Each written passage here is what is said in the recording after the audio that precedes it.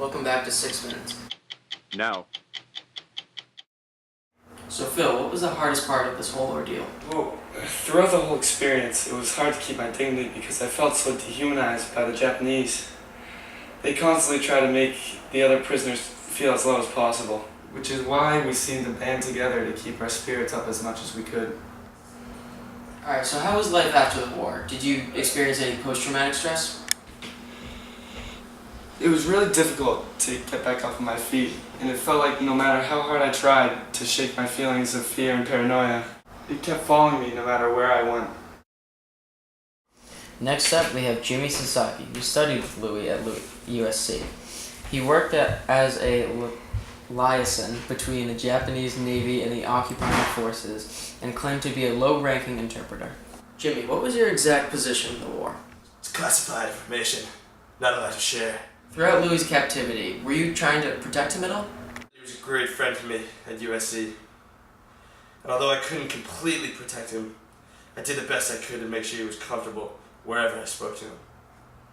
Bill Harris, son of the Marine General Field Harris. He was captured in the surrender of Corridor in May of 1942, but escaped by swimming across the Manille Bay until he arrived at Japanese-occupied Batoan Peninsula.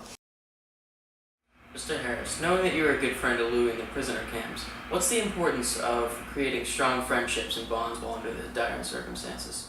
With all the violence going on around you in the camps, friendship is by far an important aspect. Because the relationships that I made served as a safe haven away from the countless beatings and trauma I faced while in Japan. What was the most horrific event that you experienced in your time in Japan? I quickly studied it and was able to recreate it almost perfectly on a small piece of toilet paper. And that was one from a newspaper that had shown much Allied progress in the war. One day, a few of my friends and I were sitting in a room discussing the war when the leader of the camp, nicknamed the Quack, barged in and witnessed me holding a map in my hand. The Quack was completely outraged and delivered the most heartless beating I went through. For a long time afterwards, I was very delusional, and it was a very, very hard time for me. Welcome back to 6 Minutes. Our next guest is Louis Zamperini, once an Olympic track star, then a World War II bomber. He survived over 40 days on a raft lost in the Pacific, only to be captured by the Japanese. And today, he is here to tell his story. Louis, how are you? Good, thanks, Rob. How are you? Good.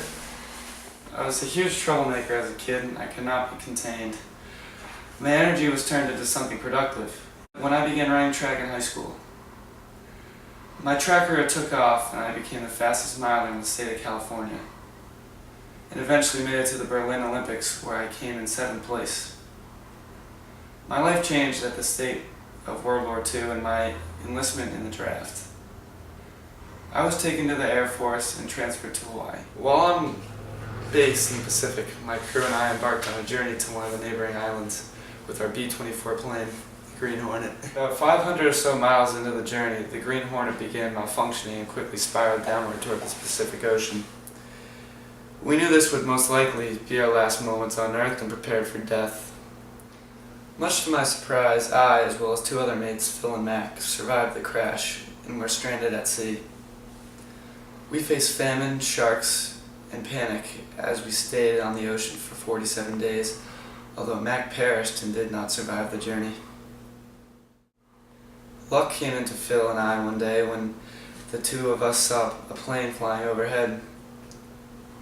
When we saw it, we immediately shot flare guns to the sky so that they could get the pilot's attention.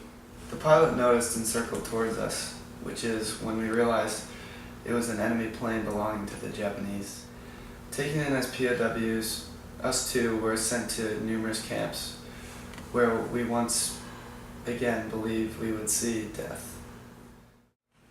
We were tortured by many guards, which we nicknamed the Quack, Shithead, and the worst of all, the Bird. As the war was drawing a close, the Japanese set a date, August 22nd, on which day they would kill every POW. Luckily, the war ended just a few days shy of this date, and we got to leave Japan and see our families once again. Mrs. Zamperini, what was Louis like as a child? He was a very difficult child to control. He was bullied all throughout his high school career because of our Italian heritage, but he would never let it bring him down. When he neared his teenage years, he began stealing and creating trouble for the people of Torrance. He was brought home many times by the police, which really made me think he was trouble. However, thankfully, his brother Peter channeled that bad energy towards running, which really sent him in the right direction. How were you able to hold on to the hope that your son was still alive even after he was pronounced dead? At first, I was really scared and upset about it, because the thought of Louis at war was very frightening.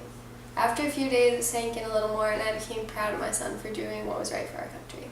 I knew he had strong will and could withstand anything, and after all of his struggles as a youth, I knew he could persevere through any situation.